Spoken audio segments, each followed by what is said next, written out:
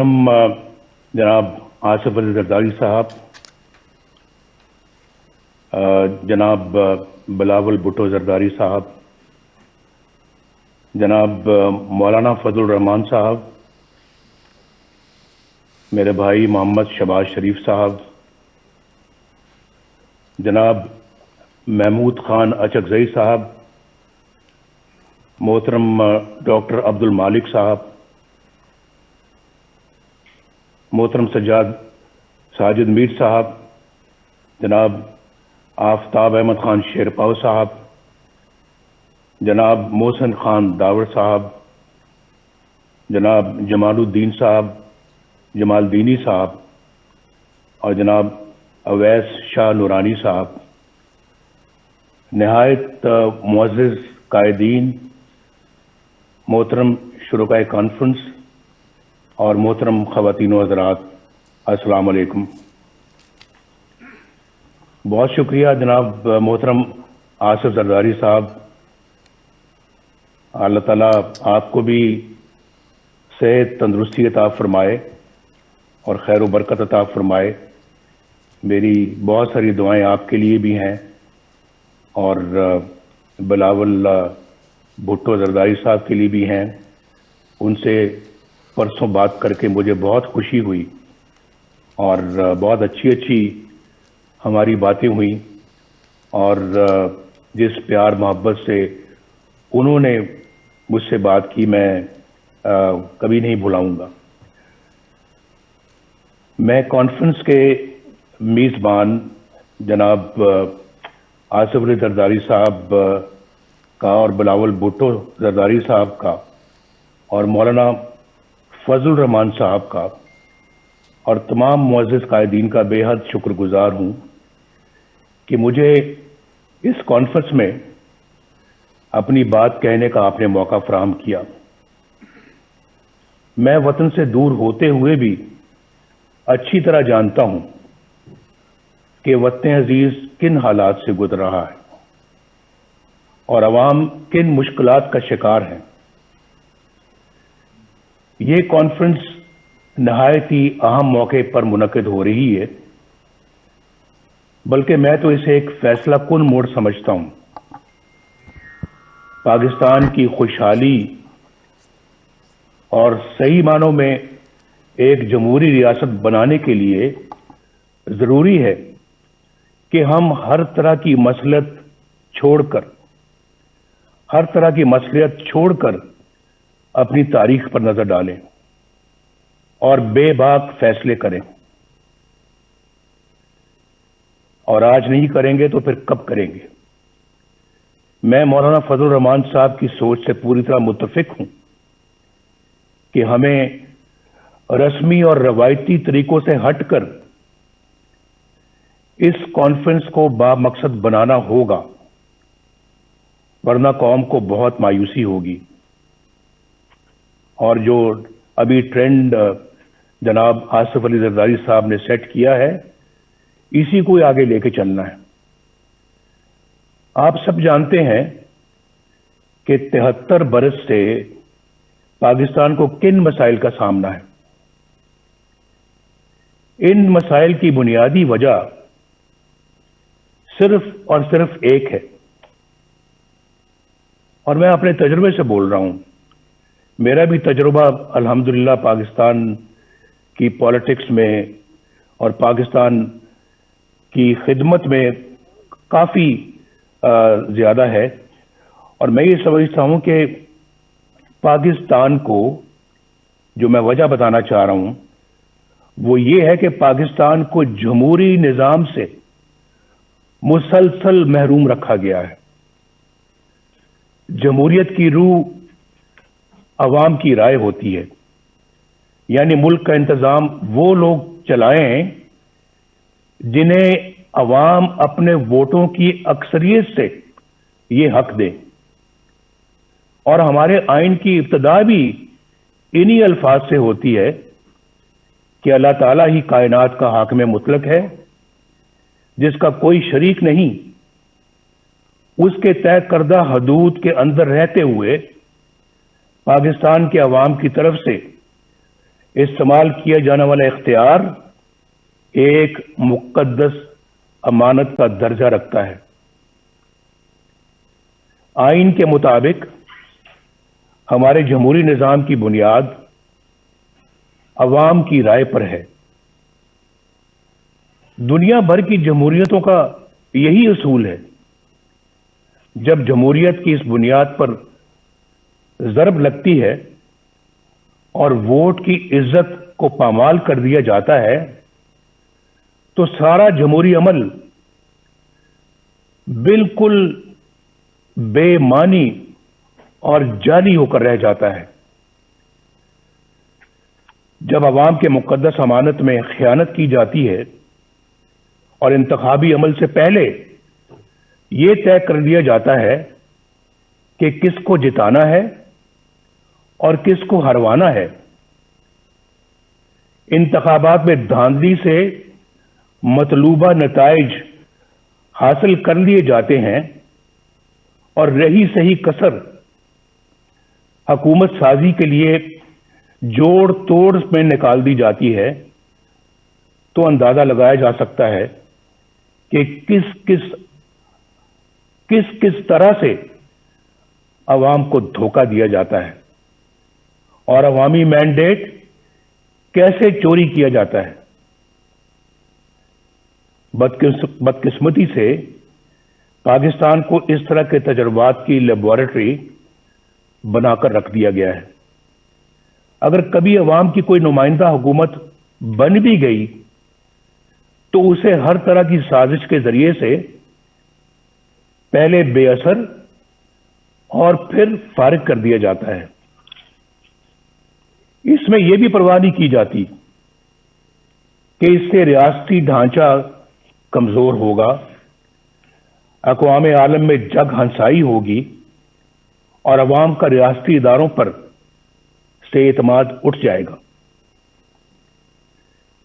یہ بات پاکستان کے بچے کی زبان پر ہے کہ 73 سالہ تاریخ میں ایک بار بھی کسی منتخب وزیر اعظم کو اپنی 5 سال کی آئینی مدت پوری نہیں کرنے دی گئی۔ ہر ڈکٹیٹر نے اوسطاً 9 سال غیر آئینی طور پر حکومت کی، جبکہ عوام کے ووٹوں سے منتخب وزیر اعظم کو اوسطاً 2 سال سے زیادہ کا عرصہ شاید ہی ملا ہو۔ جرنیلوں کی مہم جوئی کو روکنے کے لیے 1973 کے آئین میں آرٹیکل 6 ڈالا گیا، آرٹیکل 6، لیکن اس کے بعد بھی 20 سال جرنیلی آمریت کے نظر ہو گئے۔ خواتین و حضرات اور جناب صدر، جب ایک ڈکٹیٹر کو آئین شکنی کے جرم میں پہلی بار عدالت کے کٹہرے میں لایا گیا تو آپ نے دیکھا کیا ہوا؟ کیا ہوا؟ مجھے یہ کہتے ہوئے دکھ ہوتا ہے کہ جس طرح ہر مارشل لا کو عدالتوں نے جائز قرار دیا، ڈکٹیٹرز کو آئین سے کھلواڑ کرنے کا اختیار دیا، 3 سالوں کے لیے دیا، اسی طرح 2 بار آئین توڑنے والے کو بریت کا سرٹیفکیٹ بھی عدالتوں ہی نے دیا۔ اسے ایک دن تو کیا، 1 گھنٹے کے لیے بھی جیل میں نہ ڈالا جا سکا۔ پوری داستان ہے میرے پاس جو کسی وقت سناؤں گا کہ کہاں سے کہاں لے گئے، جبکہ آئین پر عمل کرنے والے ابھی تک کٹہروں میں کھڑے ہیں اور جیلوں میں پڑے ہیں۔ ہماری تاریخ میں تقریباً 33 سال کا عرصہ فوجی آمریت کی نظر ہو گیا۔ یہاں صرف ایک ڈکٹیٹر پر مقدمہ چلا، خصوصی عدالت بنی، کارروائی ہوئی،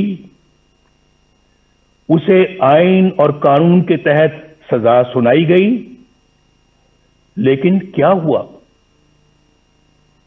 میں پوچھنا چاہتا ہوں کیا ہوا؟ کیا مجرم گرفت میں آ گیا؟ کیا سزا ملی؟ یہ سب تو دور کی بات، ہوا تو یہ کہ عدالتی سرے سے غیر آئینی قرار دے دی گئی۔ یہاں کوئی یہ انہونی بات نہیں، یعنی پاکستان میں یہ کوئی انہونی بات نہیں کہ کسی ڈکٹیٹر کے بڑے سے بڑے جرم پر بھی کوئی کارروائی نہ ہو، اور اگر ہو بھی جائے تو کوئی اسے چھو بھی نہ سکے، اور اگر کوئی فیصلہ آ بھی جائے تو صرف سزا ہی نہیں، عدالت کو بھی ہوا میں اڑا دیا جائے۔ لیکن آخر کب تک؟ کب تک؟ اس کے برعکس ان سیاستدانوں کو دیکھیے جو عوام کے ووٹوں سے وزیر اعظم بنے، کوئی قتل ہو گیا، کوئی پھانسی چڑھ گیا، کوئی ہائی جیکر بن گیا، چور اور غدار قرار دے دیا گیا، کسی کو جلا وطن کر دیا گیا، اور کوئی عمر بھر کے لیے نااہل ہو گیا۔ ان کے گناہ اور سزائیں ختم ہونے میں آ ہی نہیں رہی، وہ جھوٹے مقدمات میں اپنی ماؤں، اپنی بہنوں، اپنی بیٹیوں کے ساتھ پیشیاں بھگت رہے ہیں۔ دراصل یہ سلوک پاکستان کے عوام کے ساتھ کیا جا رہا ہے، اور سزا بھی پاکستان کے عوامی کو مل رہی ہے۔ آپ میں سے اکثر کو حکومت کا بھی تجربہ ہے، آپ جانتے ہیں کہ عوام کی حمایت سے کوئی جمہوری حکومت بن جائے تو کس طرح اس کے ہاتھ پاؤں باندھ دیے جاتے ہیں، اور کس طرح عوامی نمائندوں کی تذلیل اور تحقیر ہوتی ہے، کس طرح کردار کشی کا ایک منظم سلسلہ شروع ہو جاتا ہے، کس طرح قومی مفاد کے خلاف کسی سرگرمی کی نشاندہی کرنے پر انہیں ملک دشمن اور غدار قرار دے دیا جاتا ہے۔ خلاصہ یہ ہے کہ یہاں یا تو مارشل لا ہوتا ہے یا پھر منتخب جمہوری حکومت سے کہیں زیادہ طاقتور پیرلل یعنی متوازی حکومت قائم ہو جاتی ہے، ایک پیرلل نظام چلتا ہے۔ غالباً ایک بار سابق وزیر اعظم یوسف رضا گیلانی صاحب نے کہا تھا کہ یہاں اسٹیٹ ود ان اسٹیٹ قائم ہے، جسے برداشت نہیں کیا جا سکتا۔ دکھ کی بات یہ ہے کہ اب معاملہ state with in the state سے آگے نکل کر اسٹیٹ ابو دا اسٹیٹ تک جا پہنچا ہے۔ عوام کے حق حکمرانی کو تسلیم نہ کرنے اور نتیجتاً متوازی یعنی پیرلل حکومت کا مرض ہی ہماری مشکلات کا اور ہمارے مسائل کی اصل جڑ ہے۔ This is the root cause of our problems, یہ جڑ ہے ہمارے مسائل کی، اور یہی وجہ ہے کہ عالمی برادری میں ہماری ساکھ ختم ہو کر رہ گئی۔ 2018 کے انتخابات کے بعد متعدد ملکی اور غیر ملکی اداروں کی طرف سے انتخابی عمل کی شفافیت پر سوالات اٹھائے گئے۔ میں تو جیل میں تھا، لیکن خبریں مجھے سب ملتی رہی ہیں۔ بعض نے تو ان سیٹوں کی تعداد بھی بتائی جہاں دھاندلی کی وجہ سے نتائج تبدیل کر دیے گئے۔ ان حلقوں کی اتنی تعداد ہے کہ اگر ان میں دھاندلی کے ذریعے نتائج تبدیل نہ کیے جاتے تو بیساکھیوں پر کھڑی یہ حکومت کبھی بھی وجود میں نہیں آ سکتی تھی۔ आज कौम जिन हालात से दो चार है, उसकी बुनियादी वजह वो लोग हैं जिन्होंने अवाम की राय के खिलाफ नाअहल हुक्मरानों को मुल्क पर मुसल्लत किया। इंतखाबात हाईजैक करके इक़्तिदार चंद लोगों को मुंतकिल कर देना बहुत बड़ी बददियानती और आइन शिकनी है। हम चंद रुपयों की खातिर डाका डालने वालों के लिए तो बड़ी से बड़ी सजा का तकाजा करते हैं, लेकिन अवाम के हकूक पर डाका डालना कितना संगीन जुर्म है, क्या किसी ने सोचा है? मुअज़्ज़िज़ ख़वातीन व हज़रात, क्या मैं ये पूछने की जिसारत कर सकता हूं कि 2018 के इंतखाबात में घंटों आरटीएस क्यों बंद रखा गया? गिनती के दौरान पोलिंग एजेंट्स को क्यों निकाल बाहर किया गया? इंतखाबात में धांधली क्यों कर की गई? किसके कहने पर की गई? किसके लिए की गई और कौन से मफादात के लिए की गई? इसमें साबिक चीफ इलेक्शन कमिश्नर और सेक्रेटरी इलेक्शन कमीशन को भी जवाब देना होगा, और जो लोग भी धांधली के जिम्मेदार हैं उन सबको हिसाब देना होगा। मोहतरम कायदीन कराम, जनाब चेयरमैन, इस नाअहल हुकूमत ने 2 सालों में पाकिस्तान को कहां से कहां पहुंचा दिया है, इसका कोई अंदाजा कर सकता है? पाकिस्तान की मईशत बिल्कुल तबाह हो चुकी है, या जो कहते हैं ना कि पाकिस्तान की मईशत तबाह हो रही है, नहीं, बात उससे बहुत आगे चली गई है। पाकिस्तान की मईशत बिल्कुल तबाह हो चुकी है। 5.8% की शरह तरक्की से आगे बढ़ता हुआ पाकिस्तान आज 0 से भी नीचे जा चुका है। पाकिस्तानी रुपया भारत और बांग्लादेश ही नहीं, अफगानिस्तान और नेपाल से भी ज्यादा नीचे गिर चुका है। जिस महंगाई पर हमने मुकम्मल काबू पा लिया था, वो आज कई गुना बढ़ चुकी है। गरीब और मुतवस्सित घरानों के लिए 2 वक्त की रोटी भी मुहाल हो चुकी है। बिजली और गैस के बिल अब आम आदमी पर बम बनकर गिरते हैं। आप कभी अंदाजा कीजिए, वाकईतन बम बन के गिरते हैं। पिछले 2 सालों में 1.5 करोड़ लोग गुर्बत की सतह से नीचे जा चुके हैं, और 1 करोड़ नौकरियों का झांसा देने वाले 1 करोड़ 20 लाख लोगों का रोजगार छीन चुके हैं।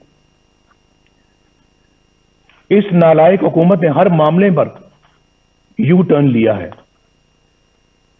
आज सरमायाकारी बिल्कुल खत्म हो चुकी है। सी पैक सख्त कंफ्यूजन का शिकार है। कर्जे खत्म कर देने का दावा करने वालों ने 2 साल की कलील मुद्दत में कर्जों में इतना इजाफा कर दिया है कि पिछले तमाम रिकॉर्ड टूट गए हैं। ये मैं फैक्ट्स और फिगर्स से सारी बात बता रहा हूं, और इसके बावजूद कोई एक भी बड़ा तरक्याती मंसूबा शुरू नहीं किया जा सका। वो पाकिस्तान जिसके बारे में बैनुल अक़वामी इदारे ये पेशगोई कर रहे थे कि अगले चंद साल में ये दुनिया की सबसे बड़ी 20 मईशतों यानी G20 में शामिल हो जाएगा, आज मुआशी तौर पर मफलूज होकर रह गया है। याद रखिए कि अगर पाकिस्तान में वोट को इज्जत ना मिली और कानून की हुक्मरानी ना आई, تو یہ ملک معاشی طور پر مفلوج ہی رہے گا. اور میں کھلے الفاظ میں یہ واضح کر دینا چاہتا ہوں کہ ایسے ممالک اپنے دفاع کے قابل بھی نہیں رہتے، خاص طور پر اس وقت جب آپ کے دشمن آپ کی کمزوریوں کا فائدہ اٹھا رہے ہوں.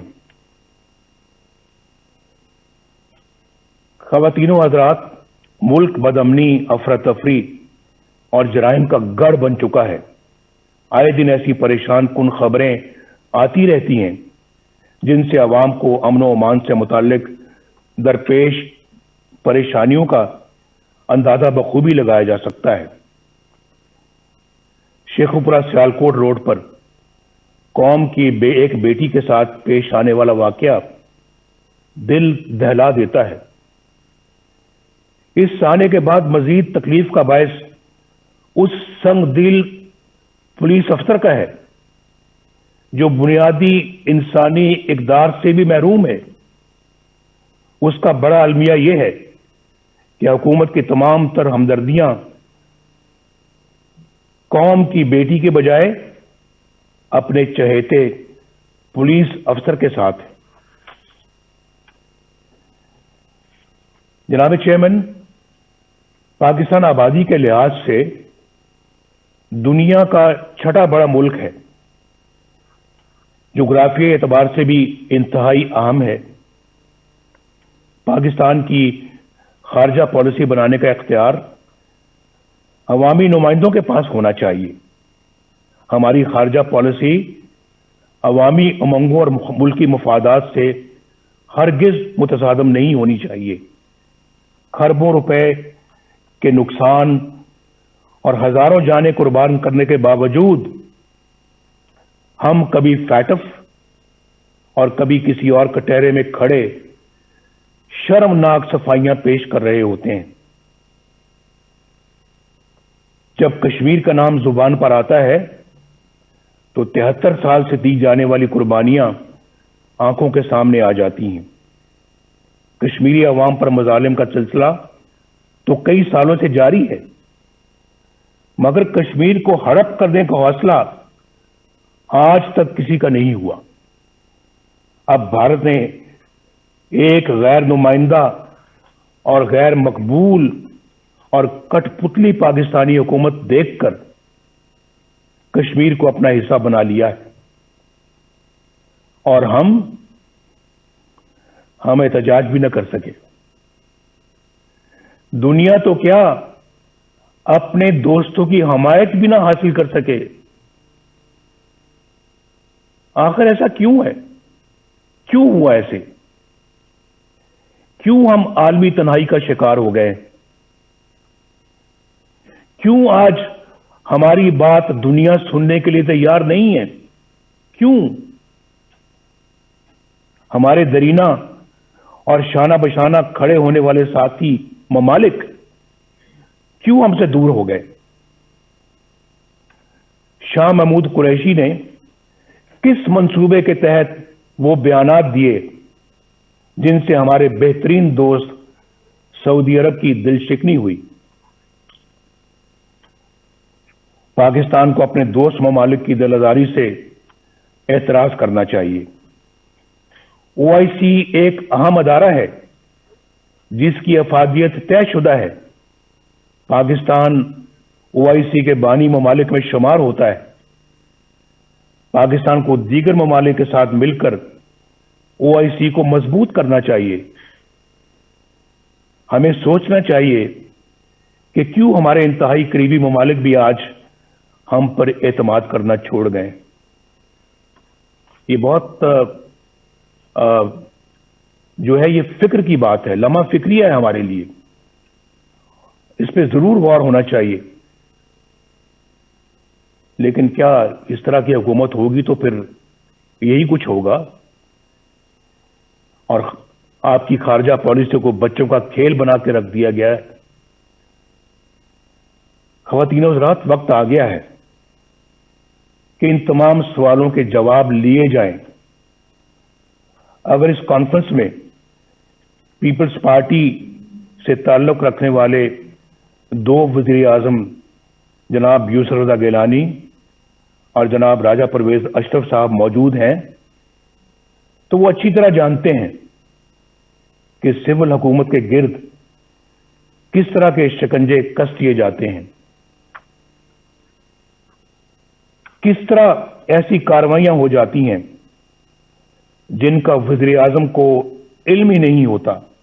खुद मोहतरम जरदारी साहब को भी इसका इल्म है कि ना वज़ीर आज़म को ना सदर को इल्म होता है, और फिर उन कार्रवाइयों की भारी कीमत रियासत को अदा करनी पड़ती है। 4 साल पहले अक्टूबर 2016 में कौमी सलामती के अमूर पर बहस के दौरान जब तवज्जो दिलाई गई कि हमारे दोस्तों समेत दुनिया भर के ममालिक को हमसे शिकायत है और हमें अपना एहतसाब खुद करते हुए ऐसे इकदाम करने चाहिए कि दुनिया हमारी तरफ उंगलियां ना उठाए, तो उसे डॉन लीक्स बना दिया गया। एजेंसियों के एहलकारों पर मुश्तमिल जेआईटी बनी। अंदाजा कीजिए, जेआईटी बनी। सबूत तो किसी के खिलाफ कुछ ना था, लेकिन प्रोपेगेंडा मशीनों के हाथों हमें और मुझे भी गद्दार और मुल्क दुश्मन ठहरा दिया गया। वज़ीर आज़म के अहकामात को एक मातहत इदारे के एहलकार की तरफ से की गई ट्वीट में रिजेक्टेड यानी मुस्तरद का टाइटल अता कर दिया गया। आपको सब याद होगा। सी पैक को नाकाम बनाने का सिलसिला 2014 में उस वक्त शुरू हुआ जब धरनों के जरिए चीन के मुअज़्ज़िज़ सदर का दौरा मुलतवी करवा दिया गया। चीन हमारा देरीना और मुखलिस दोस्त है, जो पाकिस्तान के साथ हर मौके पर शाना बशाना खड़ा रहा। पाकिस्तान और चीन के ताल्लुकात मजीद मुस्तहकम करने में और सी पैक के हवाले से सदर शी जिनपिंग का किरदार काबिल तारीफ है। सी पैक का ये अजीम मंसूबा हुकूमत की उसी नाअहली की नजर हो रहा है जो जिंदगी के हर शोबे में नजर आ रही है।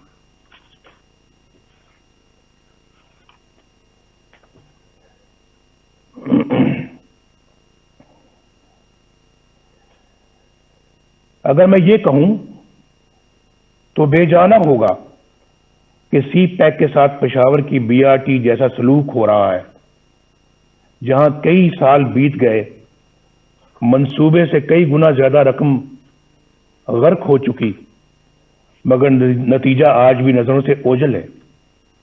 आए दिन कभी दौरान सफर बसों में आग लग जाती है, तो कभी बारिश नाकिस तामीर का पोल खोल कर रख देती है। यहां नैब के किरदार का जायजा लेना भी जरूरी है। सच्ची बात तो यह है कि एक डिक्टेटर के बनाए हुए इस इदारे को बरकरार रखना हमारी गलती थी, लेकिन यह भी सच है कि हमने कभी नहीं सोचा था कि ये इदारा इस हद तक गिर सकता है। ये इदारा नहीं बल्कि अंधे हुकूमती इंतकाम का आला कार बन चुका है। इसके कई सीनियर एहलकारों के घुनावने किरदार फाश हो चुके हैं। इस इदारे का चेयरमैन जावेद इकबाल अपने ओहदे और इख्तियारात का इंतहाई नाजेबा और मजमूम इस्तेमाल करते हुए पकड़ा जाता है, मगर ना तो कोई इंक्वायरी होती है, ना एक्शन लिया जाता है, और ना ही शफाफियत के दावेदार इमरान खान पर कोई जूं रीतती है। उसके बावजूद ये शख्स डिटाई से अपने ओहदे पर विराजमान इंतकाम के एजेंडे पर धड़ल्ले से अमल करता है। लेकिन बहुत जल्द इंशाअल्लाह इन सब का यौम हिसाब आएगा इंशाअल्लाह। बैनुल अक़वामी इदारे और हमारी आला अदालतें नैब के मनफी किरदार पर बड़ी वाज़ेह राय दे चुकी हैं। ये इदारा इंतहाई बुदबूदार हो चुका है और ये मुकम्मल तौर पर अपना जवाज खो चुका है।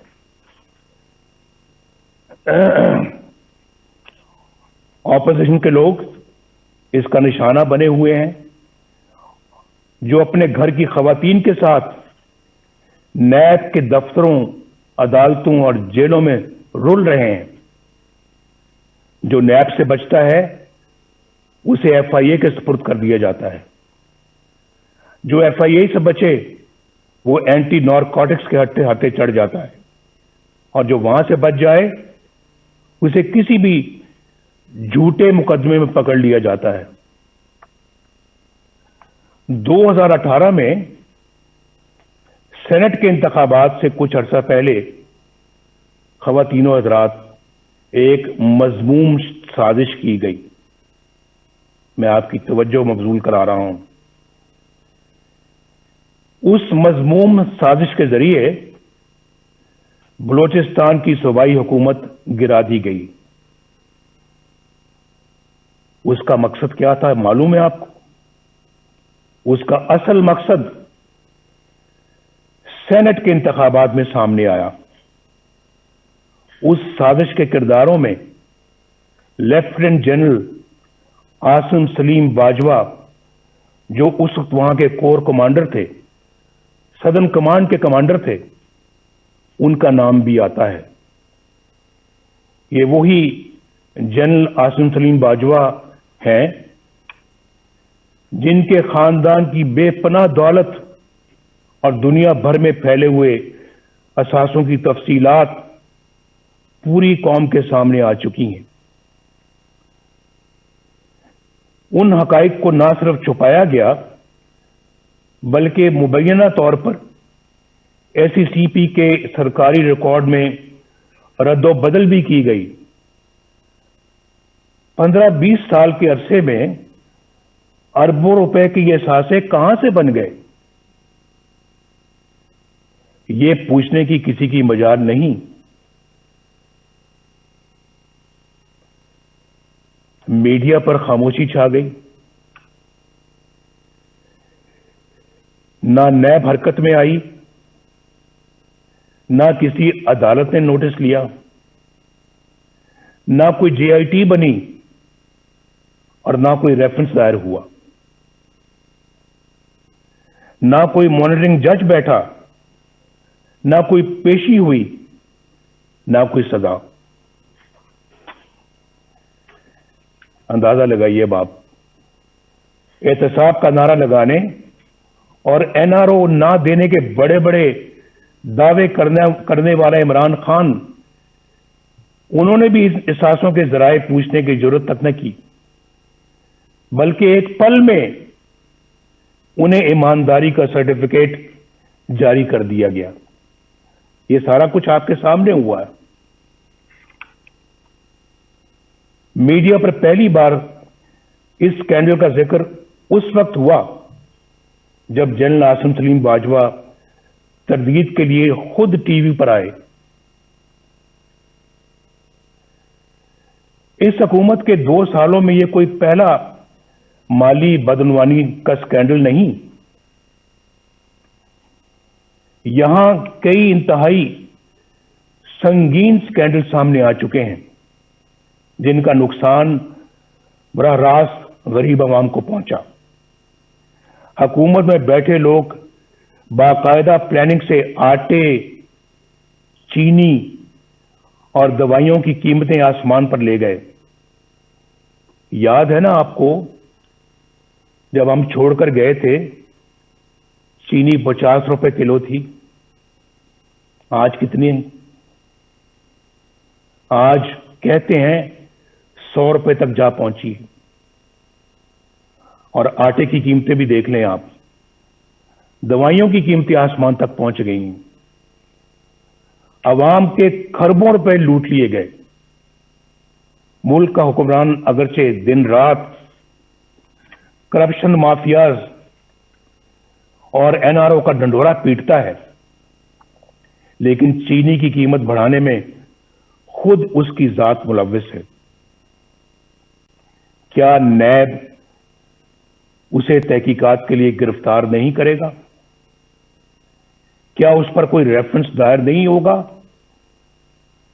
अलीमा खान साहिबा, जो कोई जद्दी पुश्ती रईस नहीं, बस खैराती इदारों की फंड रेजिंग करती रहती हैं, उनके बैरून मुल्क असासों के जराए की नैब कभी कोई छानबीन नहीं करेगा? बनी गाला में इमरान खान के जाती घर, उसकी गैर कानूनी तामीर की फाइल क्या यूं ही बंद रहेगी? फॉरेन फंडिंग केस, जिसमें बेशुमार माली बेजाब्तगियां हैं और करप्शन है, जिनकी गवाही खुद पीटीआई के रहनुमा दे रहे हैं, इतने साल गुजर जाने के बावजूद क्या इलेक्शन कमीशन उन पर कोई फैसला नहीं करेगी? ये बड़े ऐसे जानदार सवालात हैं जिनका आज तक कोई जवाब सामने नहीं आया। हम कब तक इंतजार करेंगे? क्या इन तमाम लोगों पर कोई फौजदारी मुकदमा कायम नहीं होगा? क्या बनी गाला में जमीन की खरीद की मनी ट्रेल पर कोई जेआईटी नहीं बनेगी कि ये इतनी बड़ी जायदाद कहां से बनी और कैसे बनी? उसमें बहुत करप्शन और शुगूक शुबात है। कल असेंबली अरकान के टैक्स कोषवारों की तफसील सामने आई। इमरान खान ने अरबों रुपए की जायदाद रखते हुए भी 2,83,000 रुपए का टैक्स दिया है। भाई सवाल यह है कि जब आमदनी इतनी कलील है, इतनी कम है, तो आपके लाहौर जमान पाक के घर पर खर्च होने वाले करोड़ों रुपए कहां से आए? यह बताना होगा। क्या नैब इन आमदन से ज्यादा असासों पर कोई एक्शन नहीं लेगा?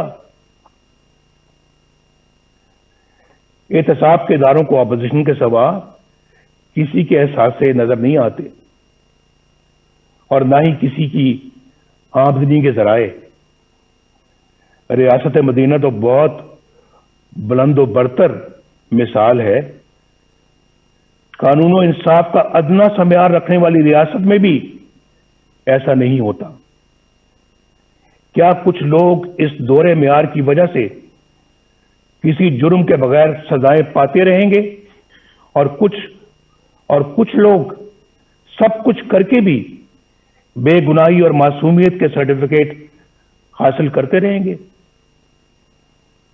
कौम कब तक देखने और जानने के बावजूद खामोशी से ये सब कुछ सहती रहेगी?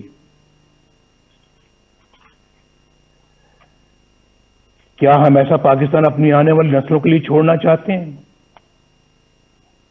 फैसला कर लें आज। क्या हम ऐसा पाकिस्तान अपनी आने वाली नस्लों के लिए छोड़ना चाहते हैं? मैं तो कहूंगा नहीं, हरगिज नहीं, कभी भी नहीं, कभी भी नहीं। मुझे एक बड़ा पुराना एक शेर याद आ रहा है।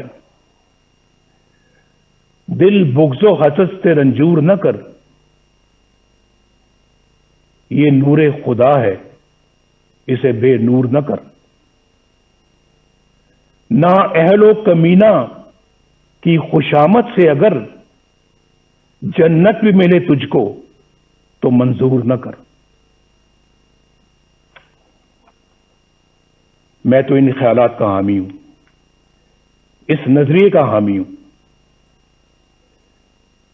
خواتین و حضرات، میڈیا کو ریاست کا چوتھا ستون کہا جاتا ہے۔ اظہار کی آزادی بنیادی انسانی حقوق میں سے ایک ہے۔ افسوس کہ دیگر حقوق کی طرح پاکستانی عوام سے یہ حق بھی چھین لیا گیا۔ ایک طرف مجھے سیاسی جماعتوں کا بلیک آؤٹ نظر آتا ہے اور دوسری طرف غیر سیاسی اور غیر جمہوری عناصر کا بے روک ٹوک پروپیگنڈا۔ کہیں مجھے چینلوں کی غیر قانونی بندش نظر آتی ہے تو کہیں اخبارات اور جرائد کی مخصوص علاقوں میں تقسیم پر پابندیاں۔ ریاستی طاقت سے میڈیا کی زبان بندی کہاں کا انصاف ہے؟ صحافیوں، بالخصوص خواتین صحافیوں کو سرکاری ایجنسیوں کا اٹھا کر لے جانا اور تشدد کا نشانہ بنانا بزدلانہ اور انتہائی قابل مذمت ہے۔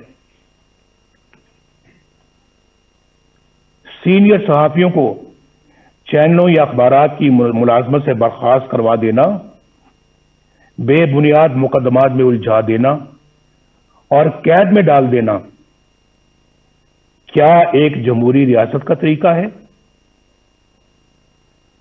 میں اس کانفرنس کے شرکاء سے درخواست کروں گا کہ سب مل کر یہ عہد کریں کہ ہم میڈیا اور ذرائع ابلاغ کی حفاظت کریں گے اور اس کی آزادی پر کوئی قدغن قبول نہیں کریں گے۔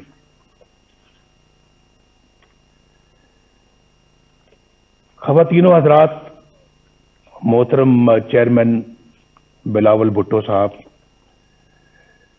جمہوریت کو کمزور کرنے اور اپنا مخصوص ایجنڈا نافذ کرنے کے لیے تقسیم کرو یعنی ڈیوائیڈ اینڈ رول یعنی لڑاؤ اور حکومت کرو کی پالیسی معمول بن چکی ہے۔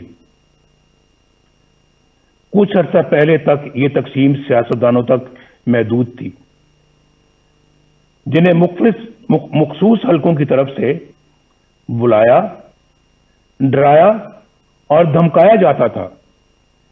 یہ طریقہ سیاسی جماعتیں توڑنے اور فارورڈ بلاک بنانے یا پھر مرضی کی پارٹیاں بنانے کے لیے استعمال ہوتا رہا اور آج بھی ہوتا ہے۔ محکمہ زراعت کو تو آپ سمجھتے ہی ہیں۔ آج ہمیں یہ فیصلہ کرنا ہوگا کہ ہم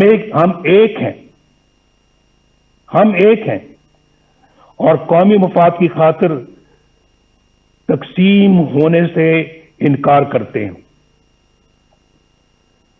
اگر ہم ایسا کرنے میں کامیاب ہو گئے تو پھر یہ کانفرنس کامیاب ہے۔ ایسا کرنے میں اگر ہم کامیاب ہو گئے تو یہ کانفرنس ہماری تاریخ کا بڑا سنگ میل بن سکتی ہے۔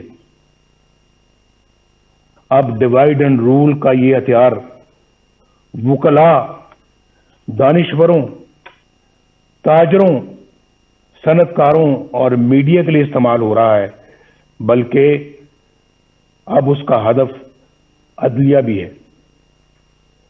جو جج انصاف اور قانون کی راہ پر چلتا ہے اور دباؤ میں آنے سے انکار کرتا ہے،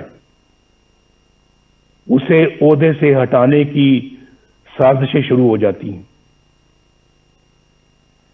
جسٹس شوکت عزیز صدیقی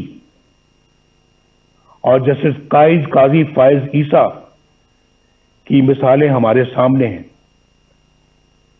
یہ دونوں جج صاحبان دیانتداری، سچائی اور امانت داری کی شہرت کے حامل ہیں۔ آج تک کسی فورم نے یہ تحقیق ضروری نہیں سمجھی کہ جسٹس شوکت عزیز صدیقی نے جو کچھ حلفاً کہا، یعنی حلف پر کہا، اس کا بھی تو جائزہ لیا جائے۔ بعض امیر ججوں کے ساتھ یہاں ایسا ہی سلوک کیا جاتا ہے۔ انفارچونیٹلی یہاں انصاف پسند اور امانت دار نہیں بلکہ ایسے منصف تلاش کیے جاتے ہیں جو ان کے ہر جائز اور ناجائز مطالبات تسلیم کریں، ان کے جبر و استبداد اور بلیک میلنگ کے آگے سر تسلیم خم کریں، نظریہ ضرورت بنائیں اور پروان چڑھائیں۔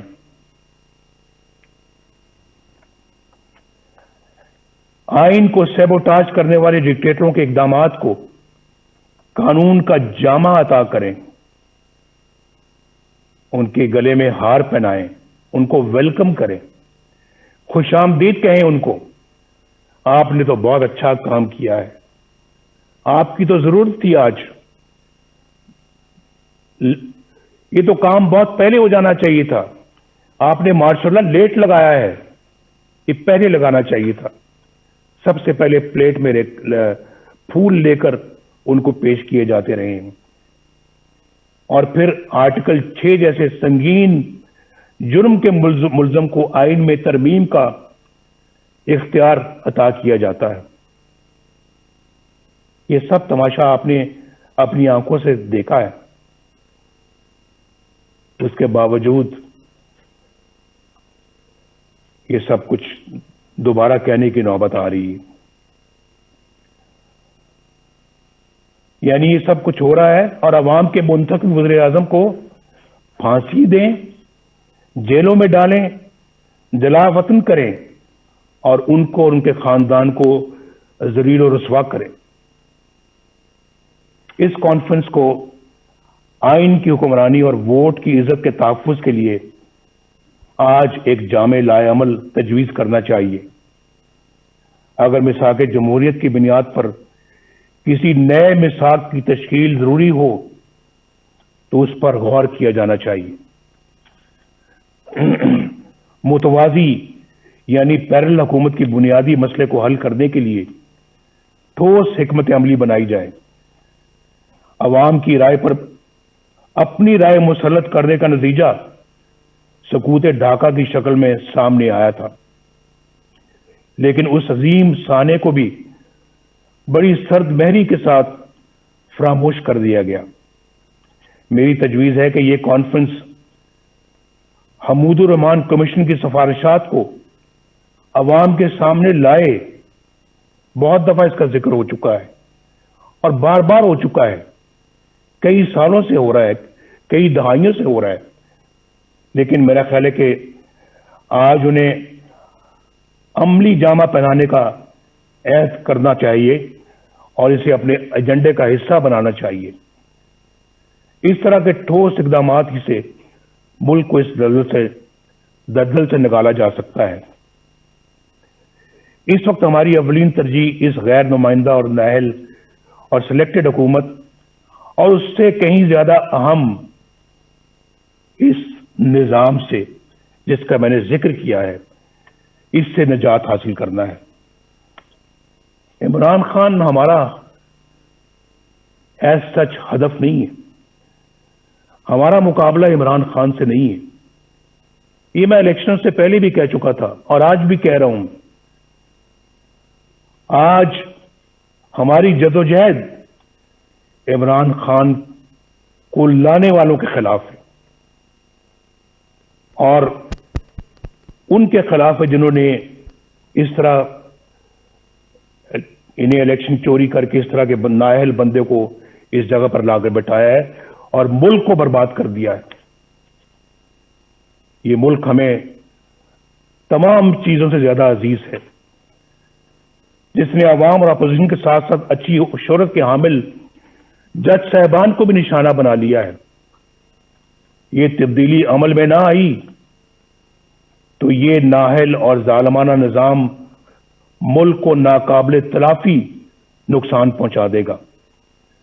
ہمیں یہ بھی نہیں بھولنا چاہیے کہ ہمارے دشمنوں کے عزائم کیا ہیں۔ ان کے عزائم کو ناکام بنانے کے لیے مضبوط معیشت کے ساتھ ساتھ مضبوط دفاعی نظام کی بھی ضرورت ہے۔ ہم نے پہلے بھی اس ملک کو الحمدللہ ایٹمی قوت بنایا ہے اور ہر وہ ضرورت پوری کی ہے جس کے لیے ہمارے دفاع کو ضرورت تھی. ہماری قومی سلامتی کے لیے ضروری ہے کہ ہم اپنی معیشت کے ساتھ ساتھ اپنی مسلح افواج کو بھی مضبوط سے مضبوط تر بنائیں. ہم نے اس کام میں ماضی میں بھی کبھی کوئی کسر نہیں چھوڑی، کوئی کوتاہی نہیں کی، اور آئندہ بھی ہماری یہ ترجیح رہے گی. ہمارے دفاع کی مضبوطی اور قومی سلامتی کے لیے سب سے اہم یہ ہے کہ ہماری مسلح افواج آئین پاکستان اپنے دستوری حلف اور قائد اعظم کی تلقین کے مطابق خود کو سیاست سے دور رکھیں اور عوام کے حق حکمرانی میں مداخلت نہ کریں. کسی کے کہنے پہ پرائم منسٹر ہاؤس کے گیٹ پھلانگ کر پرائم منسٹر ہاؤس میں داخل ہو کر پرائم منسٹر کو گرفتار نہ کریں، بندوق کی نوک پر گرفتار نہ کریں. ایسا ان آنکھوں نے دیکھا ہے، اس کا مشاہدہ کیا ہے. وہ منظر میری آنکھوں کے سامنے